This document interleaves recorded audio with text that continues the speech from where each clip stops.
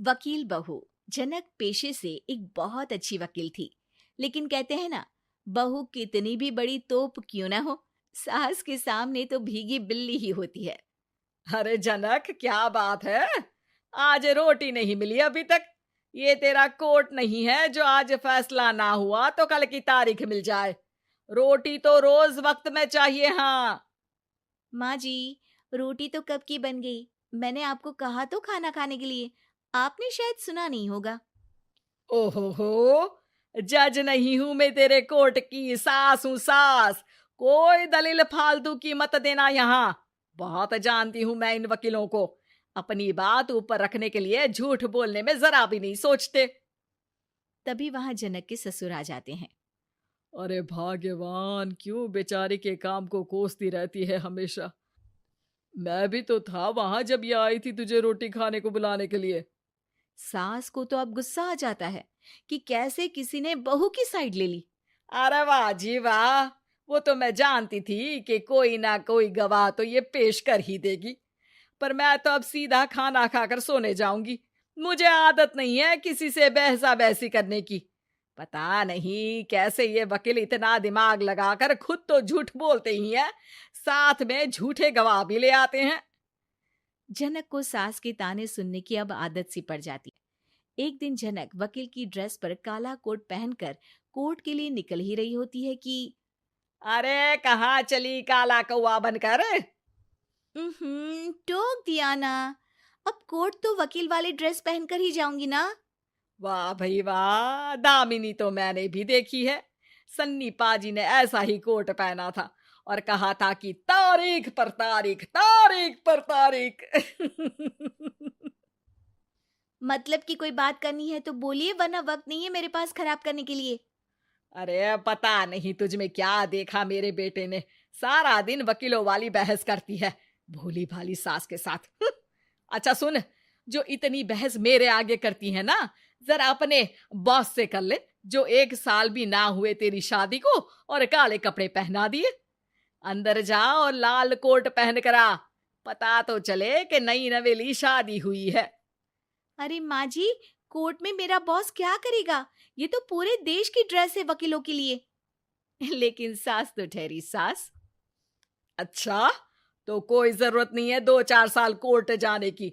शादी थोड़ी पुरानी हो जाए तब इजाजत दे दूंगी मैं तुझे काले कपड़े पहनने की। अब क्या था, मन मारकर जनक को लाल रंग का कोट पहनकर कोर्ट जाना पड़ता है। उसके जाने के बाद आहा, बढ़िया, ये पूरे देश की ड्रेस की बात करने वाली। अरे पहना दिया ना लाल कोट। अब सास आए दिन या तो जनक को उसके काम का ताना देती, या फिर उसका काम छुड़वा देने की धमकी। तंग आकर एक दिन जनक पति से कहती है, मैं सोच रही हूँ कि कोर्ट जाना बंद ही कर दूं। अरे क्यों यार, इतना अच्छा करियर है, क्यों छोड़ने की सोच रही हो? अरे लाल रंग का कोट पहनकर जाना पड़ता है। हर बात पर सास ताना देती है कि वकील तेज होते हैं, सवाल जवाब करते हैं, झूठी दलीलें देते हैं। अरे तो ठीक है ना, वो जो कहती है अपनी समझ से कहती है, लेकिन तुमको तो पता है ना कि सच्चाई क्या है। जनक को पति की बात से हौसला मिलता है कि तभी घर पर कुछ लोग आ जाते हैं। अरे आइए पंच साहब, कैसे आना हुआ? अरे भाई साहब, सुना है कि आपकी बहू वकील है। तभी वहां सास आ जाती है। हाँ है तो, लेकिन क्या हुआ? फिर कहीं बहस कराई क्या? अरे हम तो खुद दुखी है उसके व्यवहार से। अरे भाभी जी, आपको तो पूरा मोहल्ला जानता है कि आप कितना बोलती है।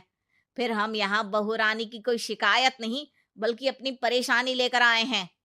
ससुर जी खुश हो जाते हैं। हाँ हाँ, मैं भी बहू को बुलाता हूँ। जनक वहां आती है, सबको नमस्ते करके बैठ जाती है। बहू रानी, हमारे गांव में बड़ी मुसीबत आ गई है। अब तो पूरे गांव की जिम्मेदारी मानो तुम्हारे कंधों पर है।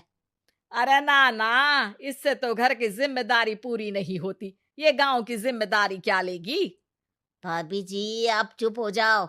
यहाँ पढ़े लिखे लोगों की बात हो रही है।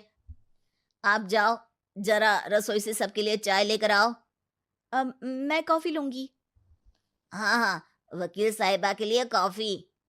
सास सर पैर सब पटक कर वहां से निकल जाती है। बहू, गांव में पानी नहीं आ रहा है। पड़ोसी राज्य ने हमारा पानी रोक रखा है। इसका मामला तो बड़े कोर्ट में चलेगा पंच जी, लेकिन ऐसा क्यों?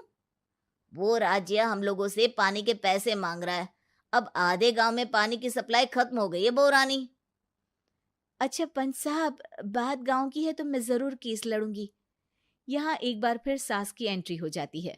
अरे वाह जी वाह, ये काम करवा लो, आप हमारी बहू से बहुत अच्छा करती है। मैं हूं सीधी सादी सास।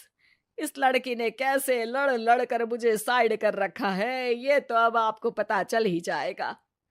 अरे भाभी जी, आपकी आवाज तो पूरे गांव को सुनाई पड़ती है जब आप बहू रानी को सुंदर वचन सुना रही होती हैं। अरे वकील बहू मिली है, फक्र करो फक्र। हाँ जी हाँ, सारी फकर तो हम लोग ही करें। खैर, अब जो केस लड़ेगी और पानी गांव में आ जाता है तो पंच साहब लिख कर देना होगा कि हैंड पाइप में सबसे पहले मेरी बाल्टी और घड़ा भरेगा।